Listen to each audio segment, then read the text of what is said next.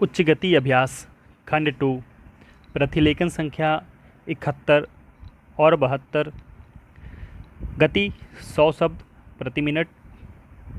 Dictation शुरू होने में समय शेष है 5 सेकेंड। Ready and start. उपाध्यक्ष महोदय, मुझे बहुत प्रसन्नता है कि गंगा नहर शताब्दी महोत्सव के उद्घाटन के लिए मैं यहाँ आ सका। यह नहर भारत की वर्तमान नहरों में शायद सबसे पुरानी है।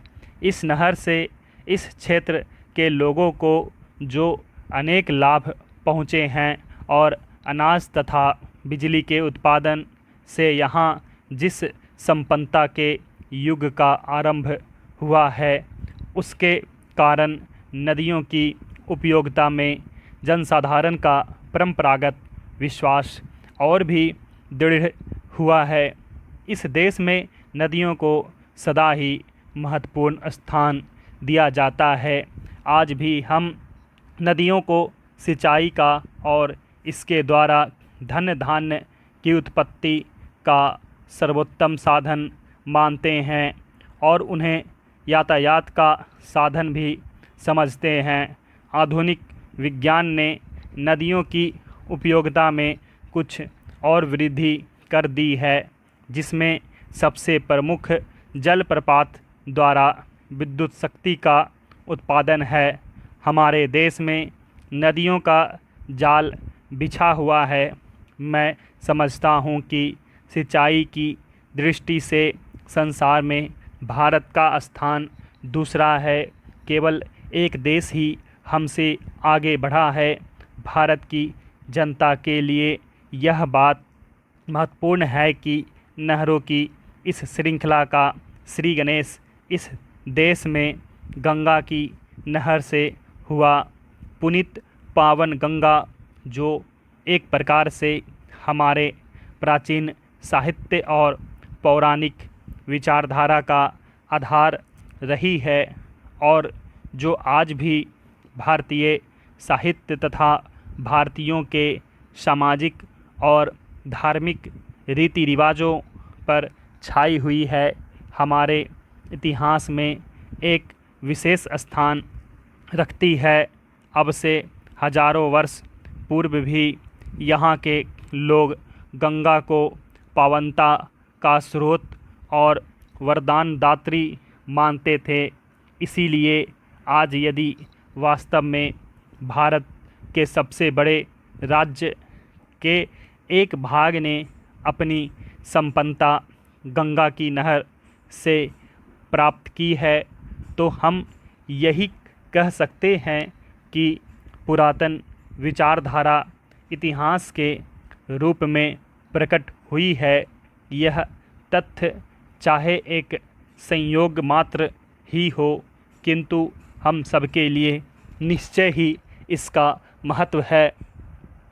संभव है कुछ लोग सोचे कि 100 वर्ष पुरानी किसी घटना को इस प्रकार सामने लाकर उत्सव के रूप में मनाने का क्या अभिप्राय है।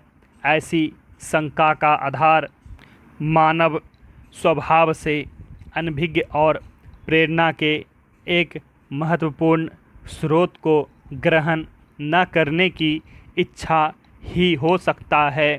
बीती बातों पर विवेकपूर्ण विचार का अपना ही महत्व है।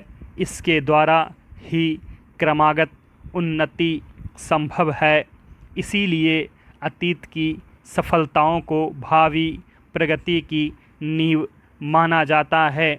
आप मुझसे सहमत होंगे कि गंगा नहर मानव कल्याण और वैज्ञानिक विकास दोनों की दृष्टियों से एक महान सफलता है। आज जबकि हम इस सफलता की शताब्दी मना रहे हैं, तो अनिवार्य रूप से इससे हमें स्फूर्ति और प्रेरणा मिलती है। इस अवसर पर हमें उन इंजीनियरों के प्रति भी आभार प्रकट करना चाहिए जिनके परिश्रम और सतत प्रयास के कारण ही यह योजना फलीभूत हो सकी। आज हमें कर्नल कोटले और उनके साथी विदेशी महानुभावों का स्मरण होता है, जिन्होंने निजी प्रयत्नों से इस कठिन कार्य को संपन्न किया। उपाध्यक्ष महोदय, आज यहाँ गंगा के पुल का शिलान्यास करते हुए मुझे बड़ी प्रसन्नता हो रही है। बिहार में गंगा पर यह पहला पुल होगा और मैं भली प्रकार जानता हूँ कि इस राज्य के लोगों के लिए यह कितना बड़ा वरदान है और इसके द्वारा कितनी बड़ी आवश्यकता की पूर्ति होगी। मैं इसी राज्य का रहने वाला हूँ और अपने सार्वजनिक जीवन में मुझे बराबर इस राज्य के सभी भागों का दौरा करने का अवसर मिला है। इसलिए मैं निजी अनुभव से कह सकता हूँ कि इस पुल के निर्माण से बिहार के लोगों को विशेष रूप से और देश के लोगों को साधारण रूप से अनेक सुविधाएं प्राप्त होंगी। बिहार के मध्य से होकर गंगा प्राचीन काल से बहती आ रही है और आरंभ से ही इसके कारण यह राज्य दो भागों में विभक्त रहा है, जो मिथिला और मगध के नाम से प्रसिद्ध थे।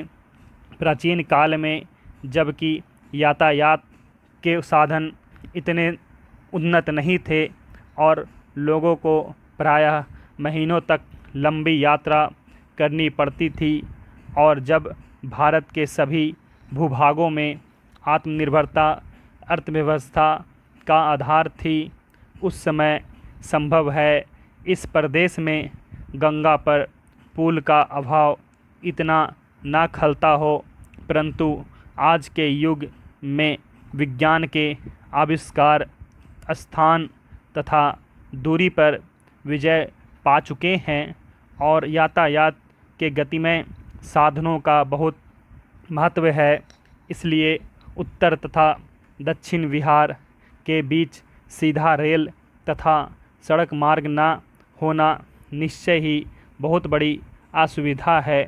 बिहार के इन दोनों भूभागों की अर्थव्यवस्था ऐसी है कि अपने पूर्ण विकास के लिए एक भाग दूसरे पर निर्भर करता है।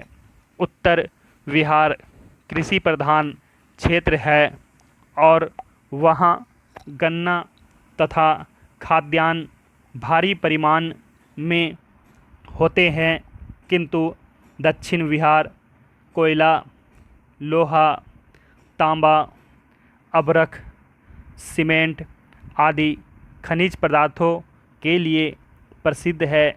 इन्हीं पदार्थों द्वारा आधुनिक उद्योगों की मौलिक आवश्यकताएं पूरी होती हैं। यातायात के साधन दोषपूर्ण होने के कारण उत्तर बिहार के विकास पर हानिकारक प्रभाव पड़ा है।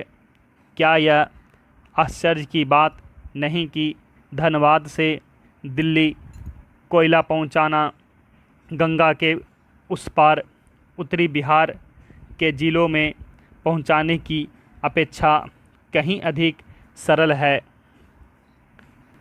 इस शताब्दी के आरंभ में इन असुविधाओं का अनुभव किया जाने लगा और तभी मोकामा घाट के निकट नाव द्वारा यात्री और सामान इधर उधर ढोने के स्थान पर गंगा पर पुल बनाने की चर्चा होने लगी। गंगा के दोनों ओर दो विभिन्न रेल कंपनियों की गाड़ियां चलती थी। इन कंपनियों का दृष्टिकोण विशुद्ध रूप से व्यापारिक था, इसलिए लोगों को सुविधा अथवा देश के यातायात साधनों के विकास की अपेक्षा वे अपने लाभ और साझेदारों के लाभ को अधिक ऊंचा स्थान देती थी। यही कारण है कि पुल के संबंध में यद्यपि 40 वर्ष तक सोच विचार होता रहा, किंतु दूसरे विश्व युद्ध तक कोई निर्णय नहीं किया जा सका। जब कभी यह प्रश्न रेल अधिकारियों के सामने आया, इस पर रेल कंपनियों के साझेदारों के लाभ हानि की दृष्टि से ही विचार किया गया। स्टॉप।